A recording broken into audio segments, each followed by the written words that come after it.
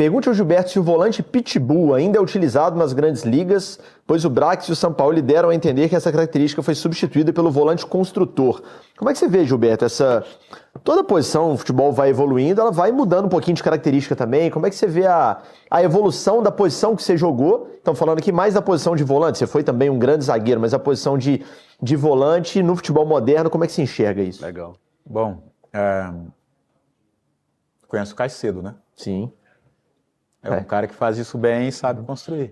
Talvez ele não tenha a qualidade de um passe de um 8 que constrói um pouco mais, mas é um cara que entende da posição e sabe sair jogando. Às vezes eu acho muita falácia das pessoas que faz uma interpretação. O que é o volante pitbull? Então, assim, as pessoas, eu quero um volante pitbull, mas explica na essência o que é o volante pitbull, o que você entende dele, né? Acho que, para simplificar as coisas, o volante tem que conhecer da posição, cara. Conhecer o que é posicionar bem fazer essa função, ele saber utilizar do corpo dele, da estrutura física dele para roubar a bola e passar a bola. O jogo dele tem que ser simplificado. Ele não é esse cara que muita gente fala assim, cara, ele é construtor. Cara, mas construir, você não tem um meia mais que constrói? Porque a partir do momento, quando você passa você transforma um meia, né, o número 10, ele vira um extremo, você perdeu esse cara de construção. Aí você fica dependente dos volantes. Então, assim, eu sou ainda da época, né, um pouco romântica aí que a gente fala, você tem um camisa 10 que ele pode ser utilizado dessa forma, né? Desde que você tenha dois jogadores, esse volante que é mais de contenção, de mais marcação, mas que sabe sair jogando, ele nunca vai ser um cara construtor. Se você quiser um jogador perfeito nessa condição, você está olhando a posição errada, na minha visão. Então, acho que existe algumas formas de pensar de profissionais que estão dentro dos clubes, trabalhando, eu olhar para essa posição e falar assim, cara, eu quero um volante construtor. Cara, então você não está olhando o primeiro volante, você está talvez olhando um segundo volante ou um terceiro aí para fazer essa posição, que substitui o meia de ligação que a gente tinha antes, né? A gente tinha... Quantos aí nós tínhamos? Nós tínhamos na época, de falar de 2002, nós tínhamos o Ramon, por exemplo, né?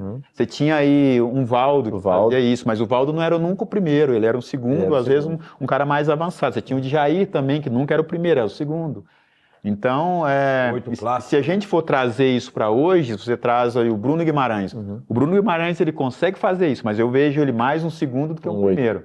Diferente do Casimiro, que ele é mais o primeiro que o segundo. Então você tem o Casimiro hoje, né, que eu citei ele aqui antes, que ele faz isso bem, essa contenção, ele tem uma leitura de jogo muito, muito boa e tem uma qualidade de passe. Mas não é aquele volante pitbull, porque às vezes fala o pitbull é aquele cara que toda hora tá dando porrada, e hoje já não existe mais. Até com a questão do VAR hoje em dia. Né? Agora o treinador tem que saber disso também, né? Lógico, tem que ter.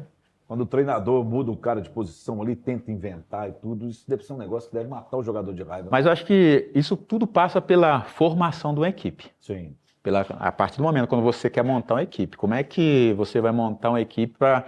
Porque você pode montar com os melhores jogadores, mas se você não tem o jogador com esse perfil, você vai ter um desfalque ali o tempo todo. Por mais que você tenha bons jogadores para fazer a função deles, ser digamos assim, o que eles falam aqui hoje, né? Até a gente fala aqui no Brasil, box to box, né? Esse cara que vai toda hora, o número 8 que a gente diz. Mas se você só tem ele, você vai estar desfalcado do cara que está ali mais na proteção. Então passa muito pela formação da equipe, né? Desde a contratação. Como é que você vai montar a tua equipe? Cara, para mim você tem que montar a espinha dorsal primeiro. Sim. Começa com goleiros, zagueiros, volante e o ataque. O resto, cara, você consegue equilibrar. Mas aqui é onde, para mim, é a parte principal. É aqui, cara. Começa com goleiro, zagueiros, volante. Atacante é o cara que vai te fazer gol. Então aqui você tem quem defende e quem te dá a vitória. Quem defende, protege. E agora, as laterais é mais fácil você encontrar adaptação. Agora, essas posições aqui, para mim, são posições chaves.